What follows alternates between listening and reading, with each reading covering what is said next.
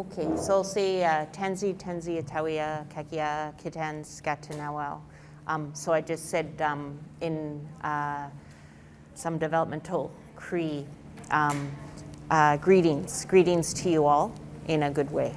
And I try to use the Cree. I'm always keen if there's anybody that's a fluent Cree speaker, come speak with me. So I try to differentiate, but it's important to me to speak Cree because that's not something that has always been and perceived as an asset in our community. So yeah, I put up a little picture of the prairie. I'm gonna try not to talk too much. It's a little tricky. I really wanna thank each and every one of you for the work that you're doing to improve health services for people. And I am a strong believer that the solutions and the answers lie in our communities. And in fact, that's kind of a foundational premise of the worldview that I try to live by and work by. But it's sometimes aspirational when one's job is in a big Catholic hospital like this or in a university. So I hope we can get on to some dialogue. Where I come from, it's important to kind of self-locate and also then just remember land and talk about our relationship with land. So I put up always a picture of the prairies, and that's my maternal kin line, so I have an unbroken and extensive Métis kin line on mom's side. And that's a picture of the prairies just north of Saskatoon. Maybe there's some prairie people here. I know it's an Ontario panel. And I have a relationship actually with this piece of land. There's some sage in the background. I've done some harvesting there. And it's actually neat because it's a kind of communal farmland. So that's kind of something that came with some of the settlers there. But if you drive down that road far enough, you get to an old Métis wintering ground on the beautiful Saskatchewan River.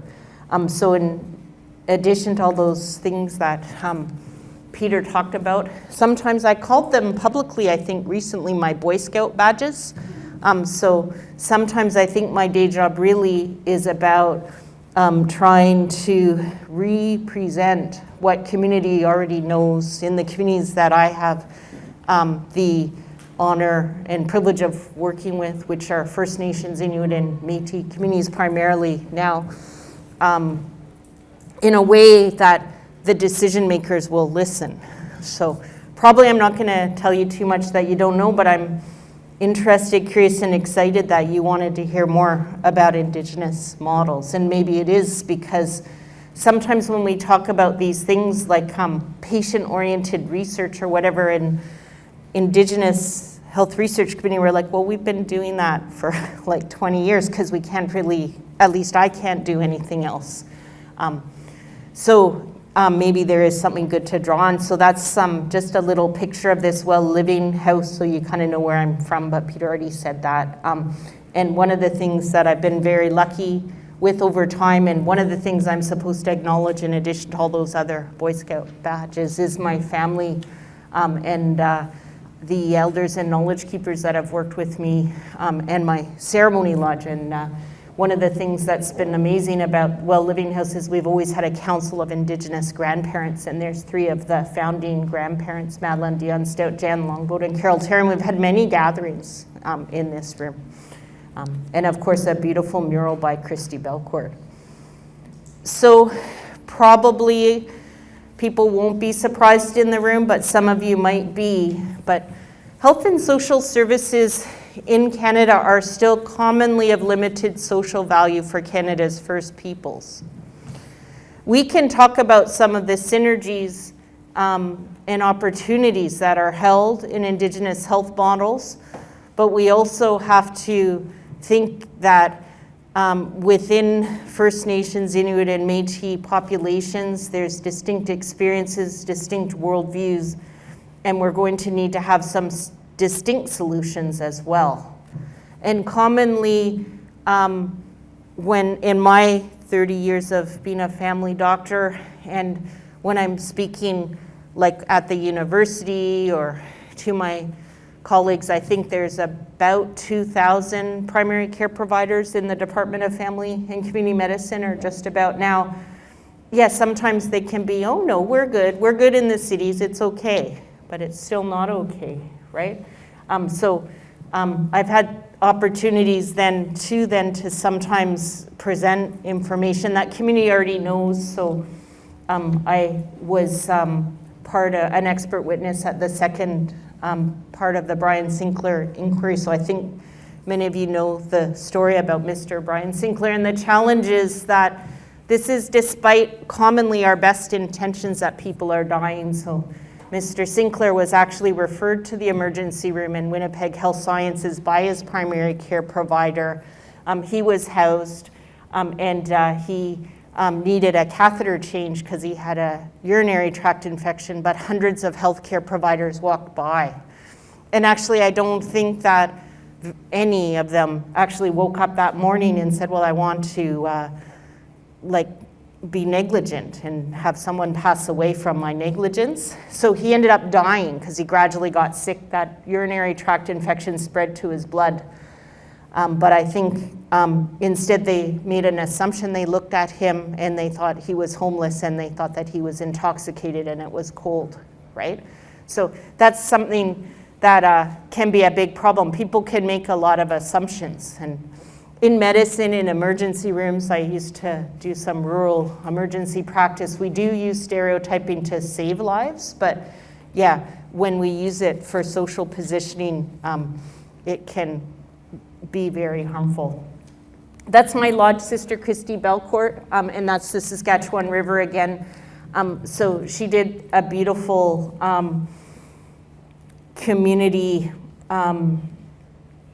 project. It's not really a project, but community action with thousands of people to honor lost loved ones, we say. So next Tuesday, we'll be out marching in Toronto just to honor missing and murdered Indigenous women. So those are moccasin vamps, and across the country installations were set up. It was a ceremony. Anybody could come and you could walk around, and just thousands of people lovingly beaded.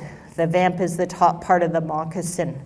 And then that was a way of just showing our love and honoring those missing and murdered Indigenous women, girls, and Two-Spirit people. So for a long time, that's like, I've been asking this question, right? And we're gonna talk about Indigenous health models, but that's why I think that they can be useful, and I'll share one example that's being used. The Toronto Birth Centre is one of my favorite examples because we have thriving service that has an Indigenous governance model that's benefiting everybody. But we also have to recognize that we still have a lot of catch up to do. So we can't just stir in Indigenous worldviews or Indigenous people into mainstream because it's not working. So Canada's a pretty relatively affluent country, though we're struggling in our health system, as everyone in this room knows. So I always like to say, well, why would it be that First Nations babies are still 2 times more likely to die in the first year? And that doesn't get better in cities. So you'll see a little bit that I have a little bit of passion to make sure that we count First Nations, Inuit, and Métis and wherever they are across geographies.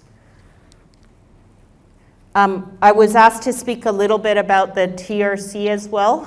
And again, this is the kind of negative part of the talk, so don't get too depressed or anything like that. But there are 7 calls in the TRC related to health, and I'm already imagining that you all are thinking about health kind of in a broader perspective too, of the social determinants of health. So the TRC sections on education or housing, right, would also have to be addressed. But what you can see actually, and this is a really cool website if you want to check it out. It's run by a friend, Doug Sinclair, not to be confused with the Doug Sinclair that used to be a vice president at St. Michael's Hospital, but Indigenous Watchdog. So unfortunately, 0 out of 7 of those have been complete. And actually, I spoke a little bit to that at a talk that we did on September 30th with the Yellowhead Institute, which I think is recorded. So basically, why might that be? So I think it's kind of piecemeal action. So there's going to be two streams of this talk. I'm going to try in like a few minutes to describe some of the opportunities of Indigenous health models. But I'm also like going to try to share a bit more information and hopefully motivate y'all to recognize that there's actually need for some distinct attention and distinct streams of activity for First Nations, Inuit, and Métis people. And in fact, what we want and what can work in health services is to make sure that every health service can provide equitable and fair and culturally safe service to everybody, right? And that's one of our mandates at St. Mike's, so that when you go into the health services, you can feel comfortable, respected, and able to be yourself, right? You don't have to hide parts of yourself. But also, we need a whole stream, and that's what the TRC says of Indigenous specific programs, because there's some unique roots there. So the reason why the TRC progress is slow, and the reason why we need those distinct streams, is we have like some distinct operating systems. So there's the word jagged worldviews collides comes from a little article that a very well-respected Blackfoot knowledge keeper and elder, Leroy Littlebear, wrote a while ago. But this cartoon here actually is from a landmark Canadian legal case, because in law, I think there's been more explicit talk, and maybe it's more obvious about different systems and ways of being in the world.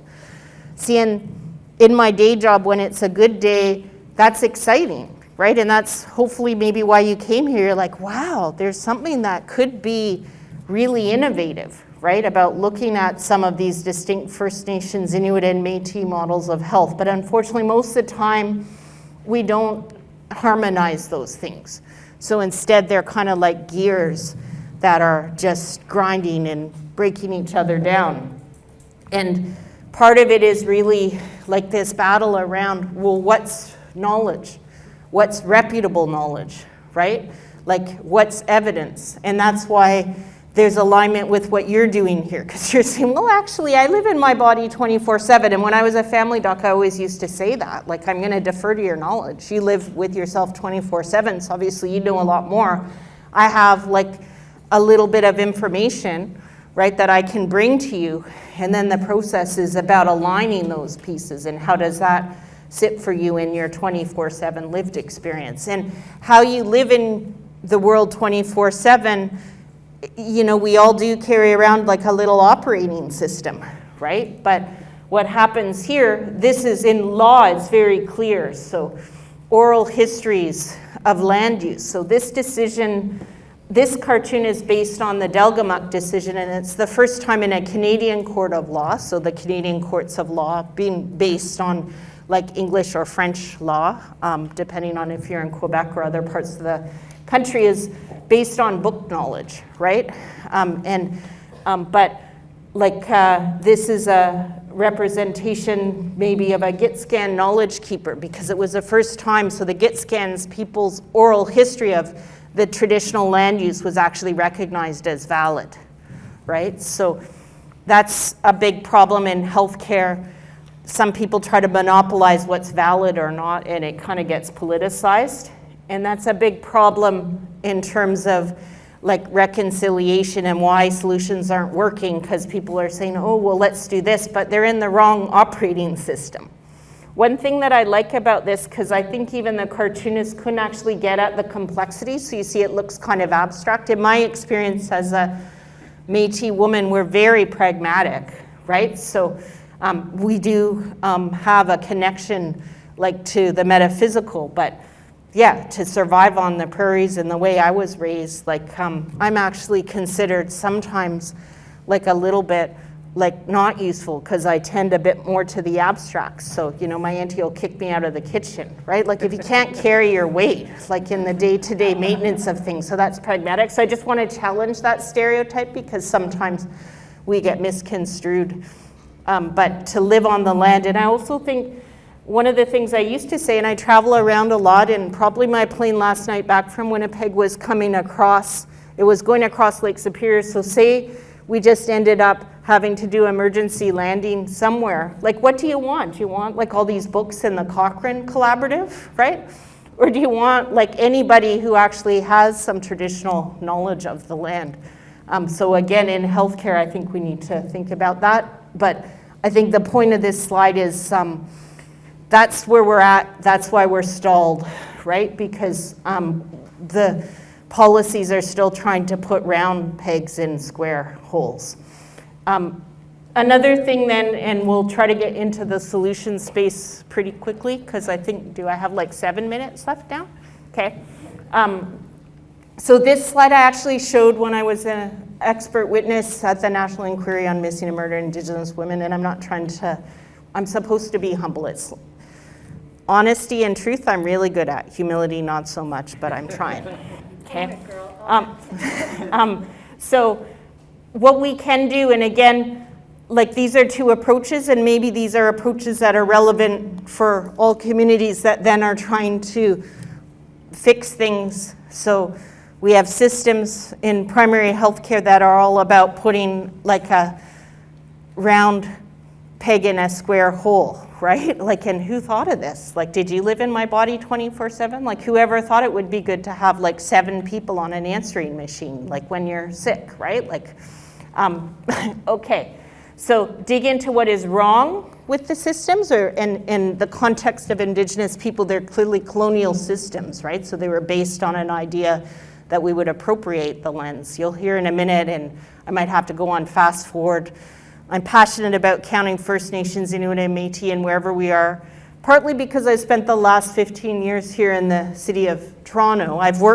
I'll work anywhere, I'll help anybody, I'll help First Nations, Inuit, and Métis people in research or clinical services across geographies. But one of the things that bothers me is sometimes we get forgotten about in cities, but that's because the plan was for us to all assimilate in cities, but it didn't work. So anyways, we can talk about that. That's a system level exclusion. It affected us here in Ontario. I had to beg for like almost 6 weeks to get vaccine for the 100 Indigenous men living in the Native men's residence because they lived in a city, and Cabinet decided that the vaccine would just go to rural and remote First Nations communities, and it needed to go there. But we actually had the first outbreak in the city at NAMIRES, right? So it just seemed wrong. Why would we forget about people in the city like that are right in the middle of the epidemic? But then the generative pieces, we have the answers in our communities. So that's the one that makes me happy, and that's why I'm happy to be here with you. Okay, so we talked about operating systems that don't work, and this will resonate for all of you. Another problem is externally imposed approaches, so that's going against the answers that lie in our communities. Sometimes to wake people up, I say, oh, do you know what that building is? Does anyone know what that building is? Yeah. Is that in Kakamakaska? It's actually the old hospital in Sioux Lookout. So when I was a doctor in training, and I did some rural relief work, and then I went up and did that over 5 years. A lot of you might be surprised to learn we had an apartheid health system in Canada. You could argue maybe we still do. So there was 2 hospitals in this town of Sioux Lookout, which now there's one, but there was one hospital where the First Nations people were going to, and it was this one. It got condemned. There was like Indigenous physicians, more senior than me, that had like, and community members. There'd been several protests. It was an old TB sanatorium. And then there was another hospital in town where the non-Indigenous people and some Indigenous people that had moved to the town could go to.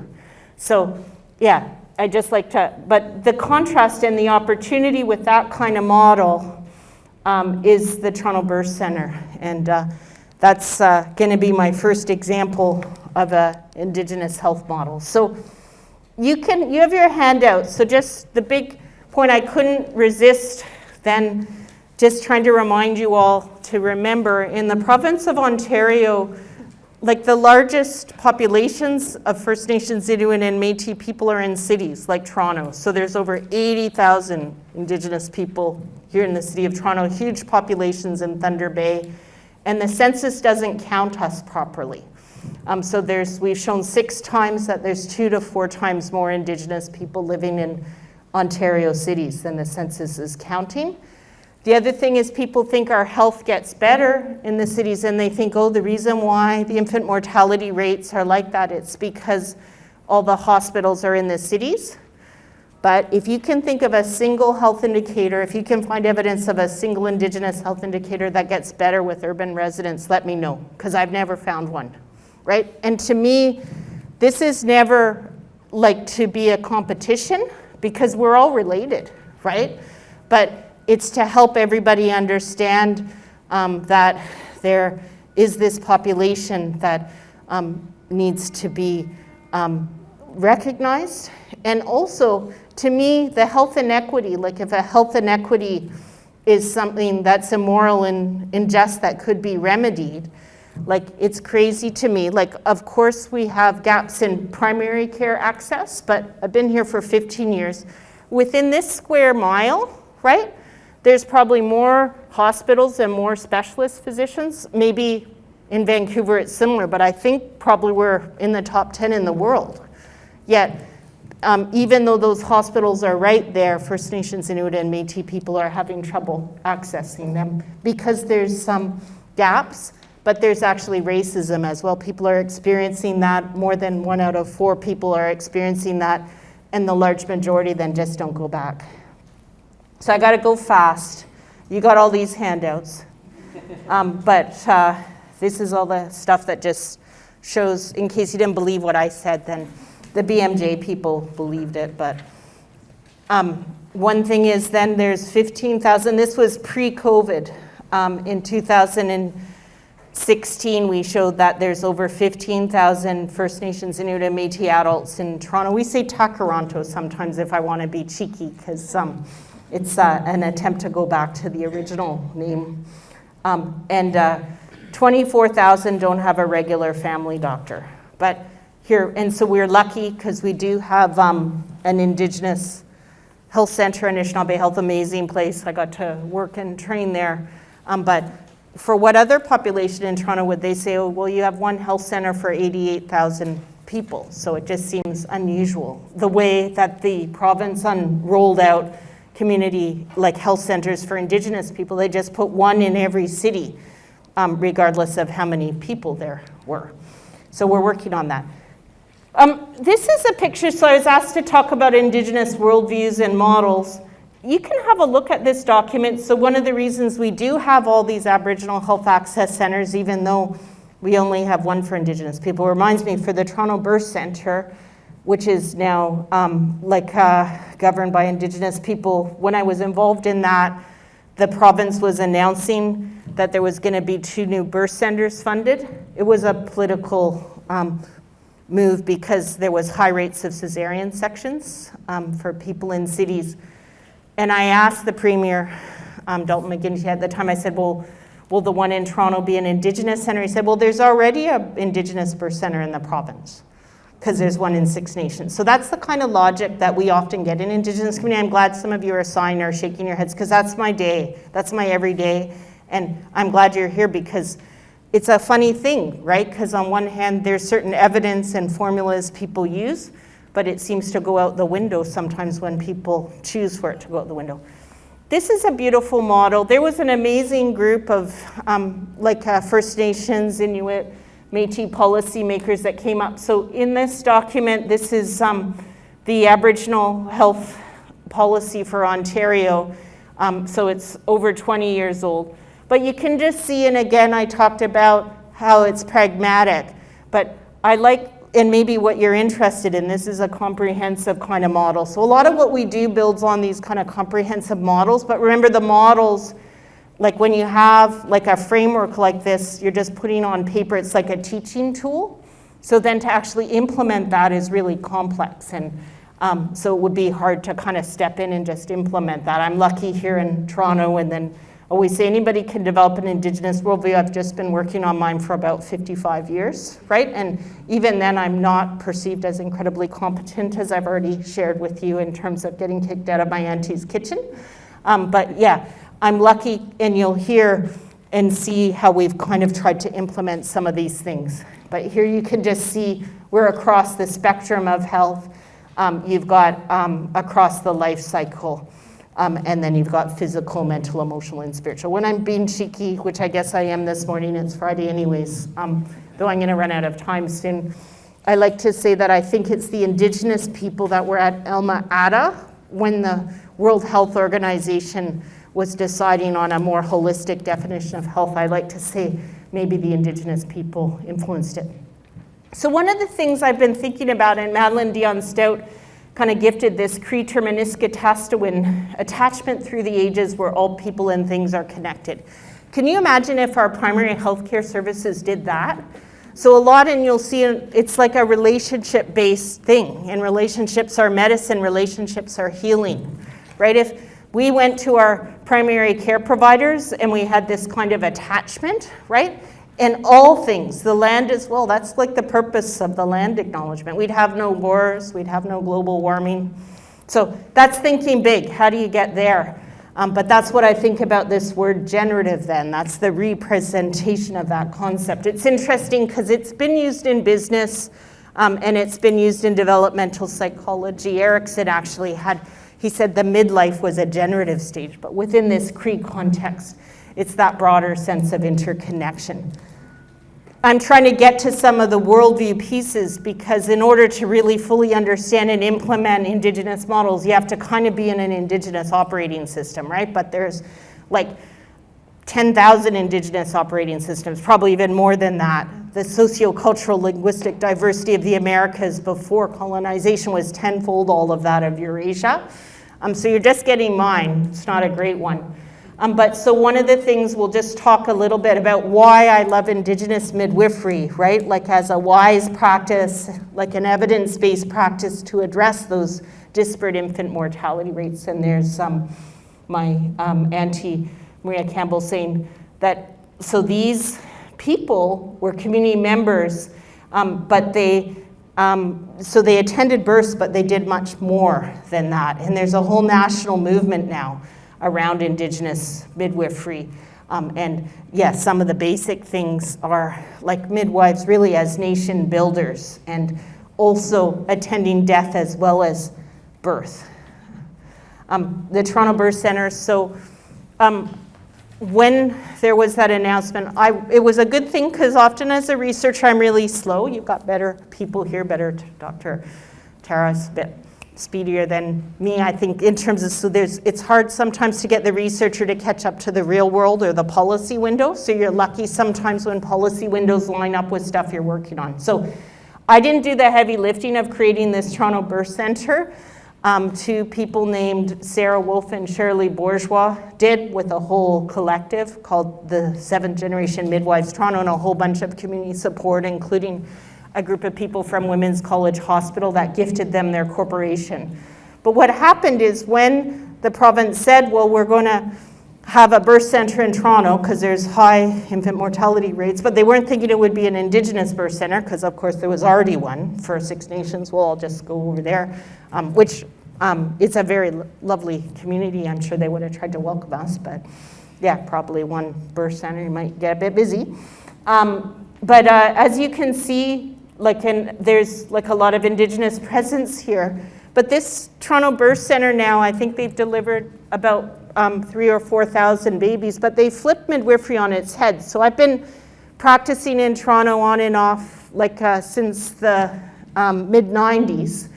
And when I started, and some of you might know this too, like in the province of Ontario, like it's only been in the last 10 years or so that midwifery has been more accessible.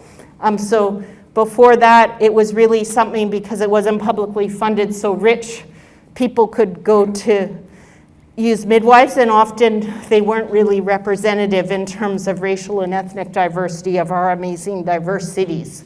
But at the Toronto Birth Centre, they kind of flipped that access issue around. So over half the babies that are born at the Toronto Birth Centre are Indigenous babies or babies coming from families who are racialized as Black or people of color, and also living with poverty. So that's pretty awesome. But the thing about it, it still uses an Indigenous governance model, and you can see that Indigenous presence. So it's one of my favorite policy examples because it's an example of a health service that uses an Indigenous model that's good for everybody, and it kind of stretches people's brains and thinks, whoa, maybe there is something to this Aniskatasta one, because it can actually advance health for everybody. I'm going to show you one more slide, and then I'm going to answer questions. So I just want to show you one more example of an Indigenous health model. And this is the one I've been working on for the last 4 years. And we're actually just in the process of trying to make this an interdisciplinary Indigenous health team to sustain it. So like many of you, my life changed a lot during COVID. I used to make a joke that COVID, as you know, it grows exponentially, right? And I said it made some people's jobs grow exponentially. So Peter said I was very active in clinical work. I'm not really that active. I have just a few patients. But during COVID, all of a sudden I was doing everything. But basically what we did is we recognized right away, due to some of those gaps in recognition in policy, we were in trouble here in Toronto. Remember, I was begging for the vaccines. So we got together, I worked with Native men's residents and seventh generation midwives Toronto. We started just, first of all, a group of Indigenous and allied healthcare professionals, midwives, nurses, doctors, and organizations. And then we quickly were able to develop at this center called the Odoje Mino Nisewanon. But really what you can see is it's a comprehensive COVID response, right? So it didn't just include I used to say that McDonald's style testing, right? Or it's fast food service. We said we have feast service, right? So we recognized that first we had testing, then we had vaccination. But when you do that, there's also an opportunity to kind of understand and address unmet health and social needs, right? Because those all kind of shut down a lot during COVID too. And then there's an opportunity, if we're a population that gets discounted, we can count ourselves in. That's kind of my specialty. So we built a tracking system. We got our own community members to do the contact tracing. And the government and at First Toronto Public Health said, they can't do that. You don't know how to do that in community. You have to be a healthcare professional. But then they came to our training and they said it was better than their training. And then it turned out we had the fastest response time. We called everybody that tested, right? Positive or negative, kind of like with HIV testing, right? Because if you have a negative test, there's still an opportunity to educate you. But see, what held us together was this sense of by community for community, right? Because within the healthcare system, from what I've said, a lot of times people don't feel safe. They kind of feel excluded. They might be afraid, oh, if I'm Indigenous, maybe you're not going to give me the proper treatment because you'll just think I only want to hang out and be warm in the emergency room. That stereotype that we're intoxicated when we're ill is really common. It's happened to my partner, right? And so it results in life-threatening errors of treatment. So, but basically what holds us together, it's relational, these bands. It's that clinical outreach team. It's the way that we work together and having Indigenous spaces. And then in the middle, the center of everything we do is the families and the communities. And then you can see then we had this whole circle, just like that other circle across the spectrum of the health service. So that's it. I'm happy to chat and answer some questions. And it was good. Peter didn't even wave at me, so maybe I did okay.